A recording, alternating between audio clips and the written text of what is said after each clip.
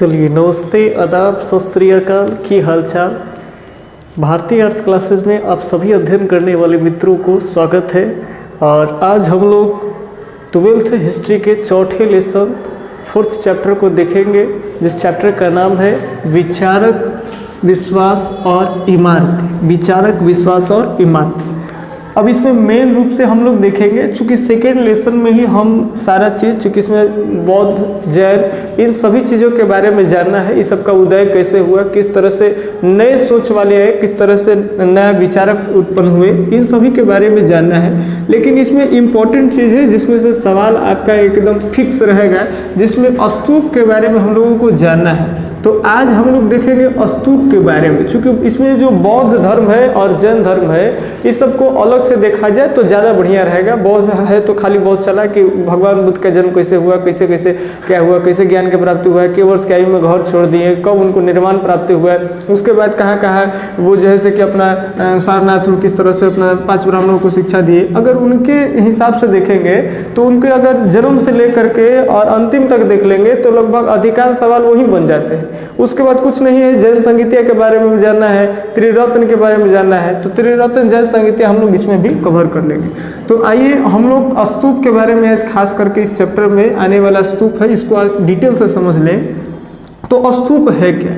तो स्तूप का जब सवाल आता है कि स्तूप है क्या, तो ध्यान में रखिएगा, होता है क्या कि स्तूप के बारे में कहें तो जो महात्मा बुद्ध थे, तो महात्मा बुद्ध के याद रखेंगे कि जो अस्थियां थे ना, महात्मा बुद्ध की अस्थियां, उन अस्थियों पर ही कहते हैं कि याद रखेंगे अर्धगोले टाइप के भवन टाइप का निर्माण किया गया। याद रखेंगे महात्मा बुद्ध के अस्थियों पर ही अर्धगोलाकार के रूप का टिल्हा जैसे कि अर्धगोलाकार का भवन टाइप का बनाया गया, उसी को ही स्तूप कहते हैं। लेकिन एक बात और हमको आपको बताते चले कि महात्मा बुद्ध से पहले भी ये स्तूप का जो परंपरा था वो चली आ रही थी, ध्यान से सुनेंगे। लेकिन ये स्तूप जो है फाइनल, अगर स्तूप अगर हम लोग जाने तो बुद्ध के अवशेषों पर जो टीले बनाए गए, जिसमें पत्थरों उत्थरों का डिजाइन किया गया, आगे चल करके उसमें नए नए तरह की आकृतियां बनाए गए, तो वहां से हम लोग बुद्ध स्तूप के बारे में जानते हैं। लेकिन ये याद रखेंगे कि महात्मा बुद्ध से पहले भी स्तूपें होती थी। लेकिन पहले स्तूपों का क्या अस्तित्व था, तो पहले स्तूप जो होते थे वो मिट्टी के बने टिल्हे होते थे। याद रखेंगे मिट्टी के टिल्हे होते थे, उसी को स्तूप कहते थे। अब याद रखेंगे जिसमें हम लोग देख लेंगे, तो अभी हम लोग लास्ट में देखेंगे स्तूप के 4 प्रकार, जिसमें शारीरिक स्तूप, प्राभौमिक स्तूप, संकलित स्तूप और उद्देशिक स्तूप, 4 स्तूप देखेंगे। तो स्तूप के 4 प्रकार होते हैं, चारों बाद में हम लोग देखेंगे।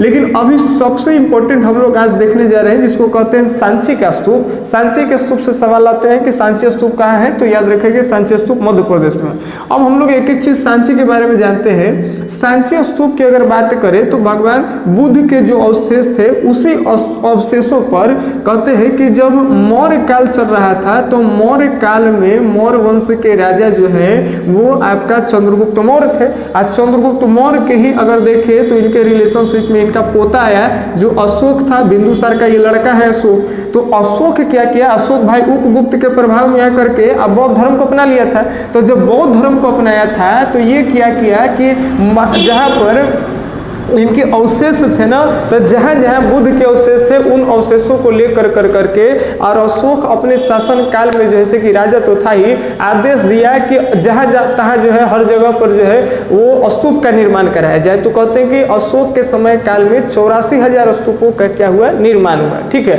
उसमें से प्रमुख स्तूप के बारे में हम लोग जानेंगे। प्रमुख स्तूप कौन है, तो सांची है। जो कि सांची कहाँ है, तो हम लोग बात करें तो भारत के मध्य प्रदेश की राजधानी भोपाल है, और भोपाल से ही उत्तर साइड में, कहते हैं उत्तर पूर्व साइड में, भोपाल से 20 मील की दूरी पर है। याद रखेंगे ये सांची कहाँ है, तो सांची एमपी में है। एमपी में कहाँ है जी, तो भोपाल, जो कि मध्य प्रदेश की राजधानी है। और भोपाल से उत्तर पूर्व साइड में 20 मील की दूरी पर ये सांची स्थित है। वहाँ एक तलछटी पहाड़ियाँ हैं, और उसी पहाड़ियों पर छोटा सा पहाड़ी है, और वही बसा हुआ ये क्षेत्र है, ये जगह है जिसको कहते हैं सांची। तो इस स्तूप के बारे में हम लोग थोड़ी सी जानकारी देखें तो आपको ये तो समझ में आ गया सांची स्तूप का निर्माण किसके समय में हुआ, तो अशोक के समय में हुआ।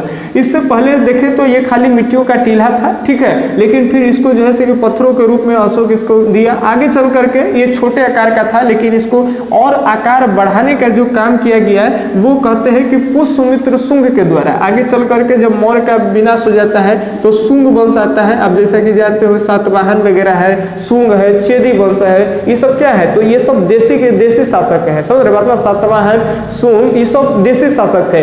चूंकि आप लोग जानते थे कि ये खत्म होगा, मौर्य काल जब समाप्ति होता है तो गुप्त काल आएगा।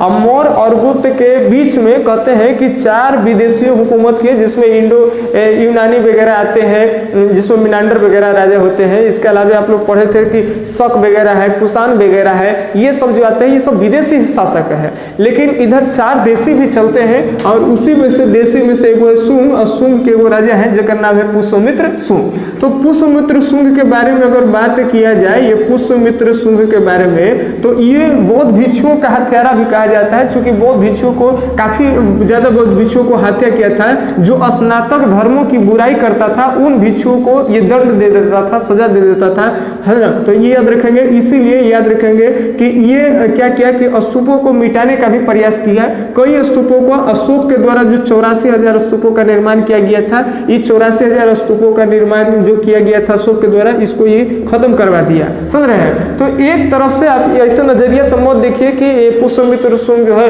ये बौद्ध भिक्षु का हथियारा है, तो पुष्यमित्र शुंग बौद्ध भिक्षु का हथियारा है।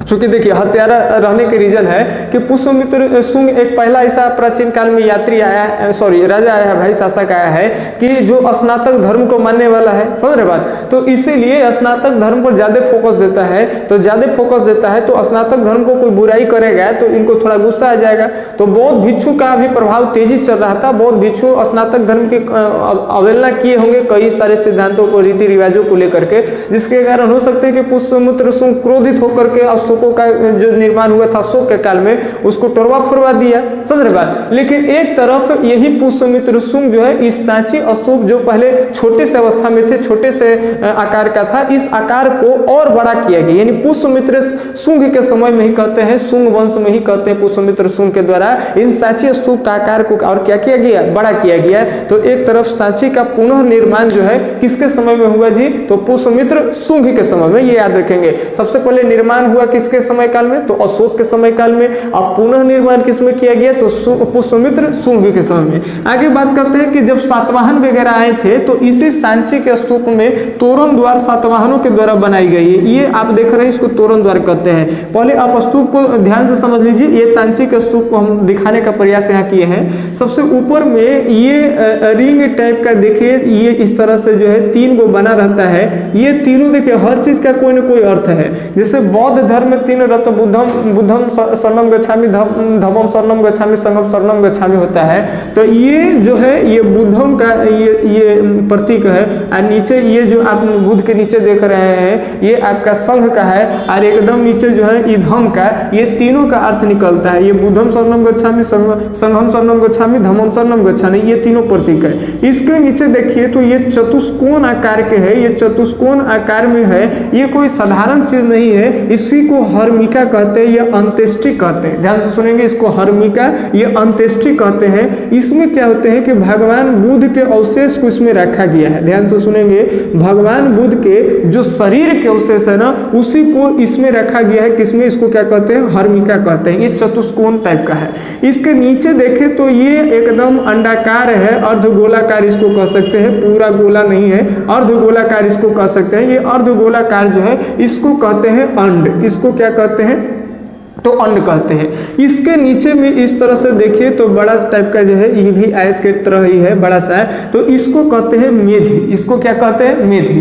तो ऐसे कई मेधी प्लेन भी होते हैं। कई मेधी पर भगवान बुद्ध से जुड़े जो है से कि अलग अलग जगह पर जहाँ जहाँ घूमे थे उसका चित्र भी बनाया गया है। तो वहाँ स्तूप अलग हो जाएगा। समझ रहे बात। और ये बीच में जो है ये इस तरह से चारों पट्टी, ये अर्धगोलाकार जो बीच में भाग है इसके चारों पट्टी परिक्रमा कक्ष है, जो चारों पट्टी आप भ्रमण कर सकते हैं। जैसे कई मंदिरों मंदिरों में आप जाते हैं तो मंदिर के किनारे किनारे रास्ता होता है, आप मंदिर को परिक्रमा करते हैं, समझ रहे बात ना। तो ठीक उसी तरह से ये अर्धगोला आकार का जो अंड का भाग है, इसका परिक्रमा के लिए ये जो चारों तरफ से रास्ते बनाए गए हैं, इसको कहते हैं परिक्रमा कक्ष, ठीक है। अब इस स्तूप में प्रवेश करने के लिए कहते हैं 4 गो द्वार है, जिस द्वार को, प्रवेश द्वार को ही कहते हैं तोरण द्वार। तो तोरण द्वार क्या है तो याद रखेंगे, तो स्तूप में प्रवेश करने के मुख्य द्वार को तोरण द्वार कहते हैं। स्तूपों में प्रवेश करने के मुख्य द्वार को क्या कहते हैं तो तोरण द्वार कहते हैं। अब ये तोरण द्वार की बात कर ले तो ये जो तोरण द्वार है, इसकी लगभग अगर ऊंचाई की बात कर ले तो 34 फीट जो है,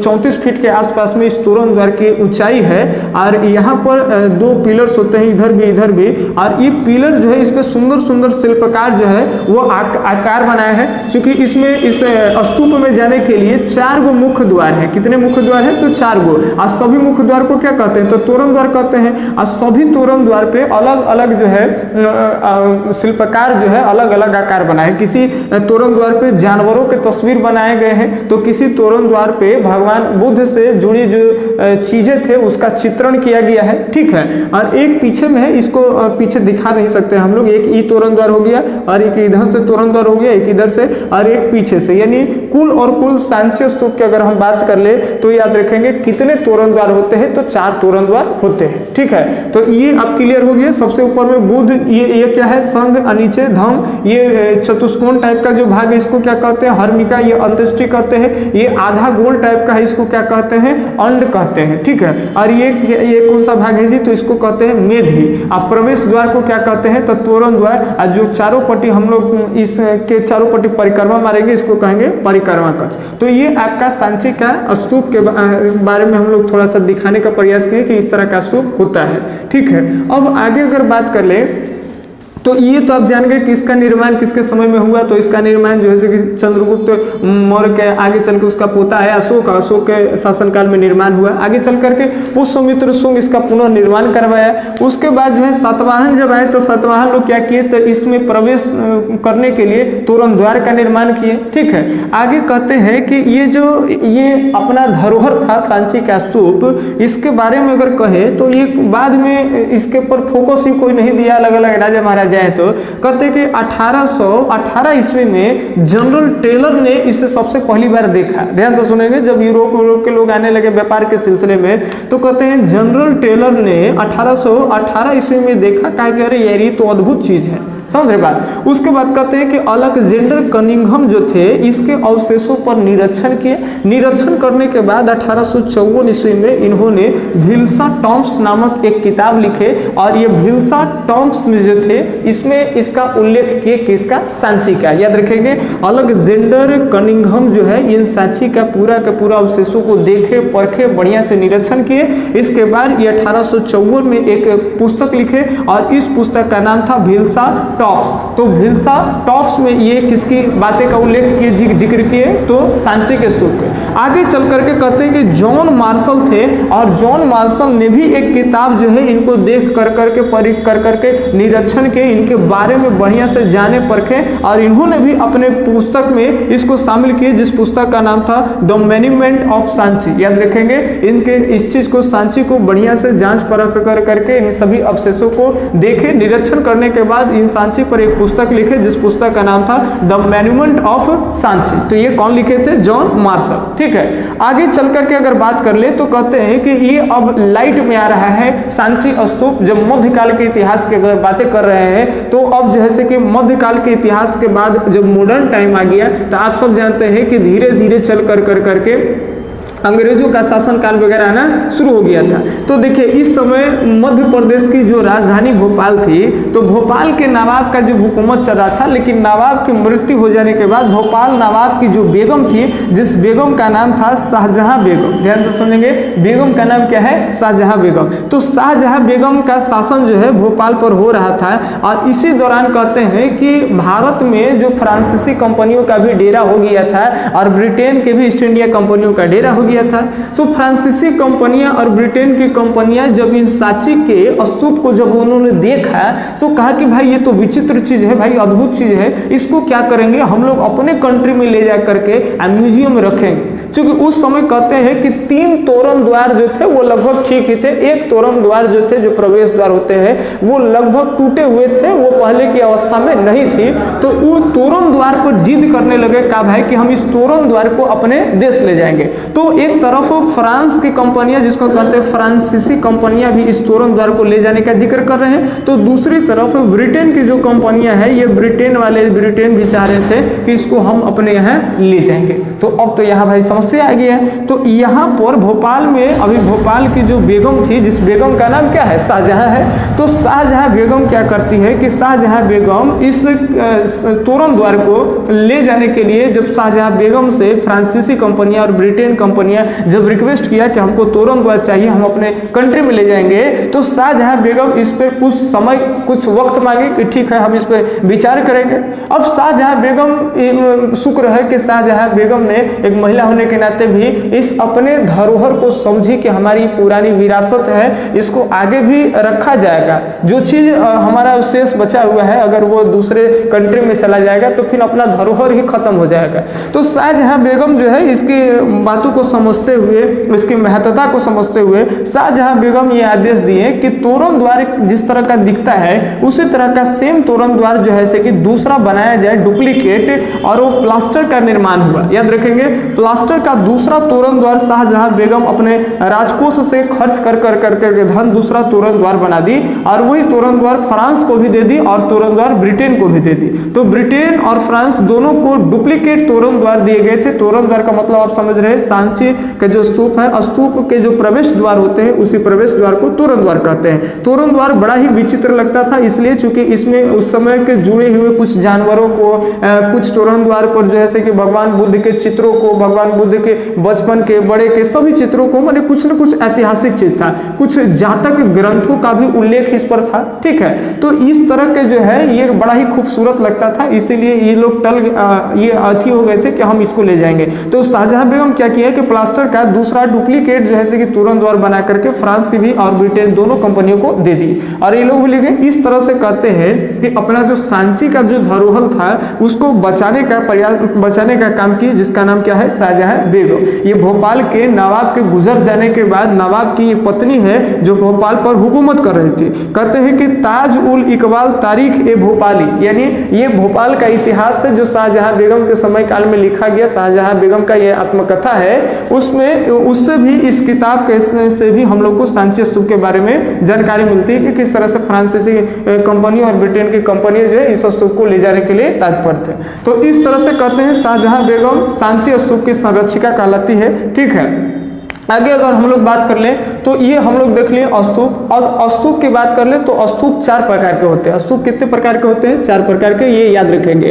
अभी जो हम लोग पढ़े थे, ये जो सांची का स्तूप जो देखे, ये सांची का स्तूप अगर बात करें तो ये शारीरिक स्तूप है। याद रखेंगे, सांची स्तूप कैसा स्तूप है? तो शारीरिक स्तूप है। स्तूप के कितने प्रकार होता है? 4 प्रकार। एक एक को देखें ध्यान से। शारीरिक स्तूप क्या होते हैं? तो शारीरिक स्तूप उन स्तूपों को कहते हैं कि जिसमें भगवान बुद्ध जब गुजर गए थे तो भगवान बुद्ध के साथ साथ और भी इनके प्रमुख शिष्य थे, उपाली, आनंद, ये सब आप लोग पढ़े ही होंगे। तो बुद्ध के और भी बहुत प्रमुख जो शिष्य रहे थे, तो बुद्ध और बुद्ध के शिष्यों के गुजर जाने के बाद हम बताएं कि बुद्ध के जो अस्थियां होती है उसी पर टीला टाइप का बना करके, चाहे वो मिट्टी का बना हो, अर्धगोला टाइप का या पत्थरों का बना हो, तो उसको ही स्तूप कहते हैं। तो बुद्ध के अवशेष हो या फिर बुद्ध के उनके प्रमुख शिष्य हो, चेला हो, तो उनके स्टूडेंट्स के, शिष्यों के जो अस्थियां होते थे उन पर अगर माने शरीर का कोई अवशेष हो, समझ रहे बात ना, तो या तो बुद्ध के शारीरिक अवशेष हो या तो उनके स्टूडेंट का शारीरिक अवशेष हो,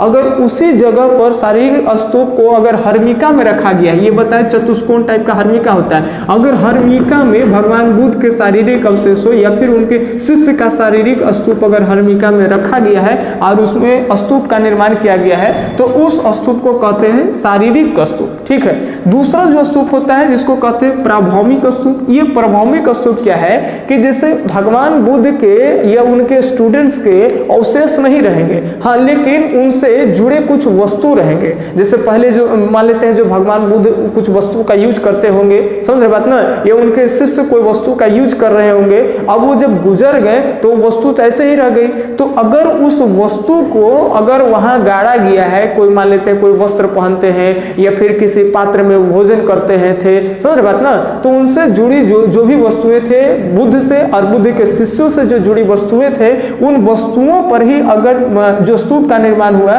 उस स्तूप को कहते हैं प्रभौमिक स्तूप। ठीक है।